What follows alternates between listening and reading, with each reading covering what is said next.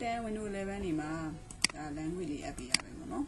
အော် language add ခြင်းတဲ့အခါကျဒီကနေပြီးတော့ setting လေးကိုသွားပါမယ်နော် setting လေးကိုဝင်ပါ setting လေးကနေပြီးတော့မှအဲ့ဒီမှာ language လေးကိုရေးလိုက်မယ်နော်တိုင်းရဲ့ language ကိုရေးပါမယ်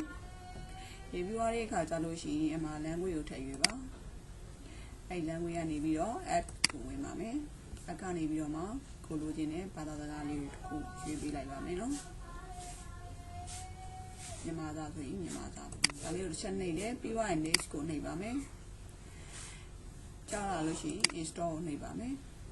အဲဆိုရင်မြန်မာ language ထပ်ပြီးတော့ထည့်သွားလို့ရပါတယ်နော်အဲဆိုရင်ဒီမှာ language လေးရပါပြီအဲဆိုရင်ဒီကနေ language လေးချိန်သွားရုံပါပဲနော်မြန်မာ English မြန်မာ English နဲ့ချိန်ပြီးတော့ရိုက်လို့ရပါပြီ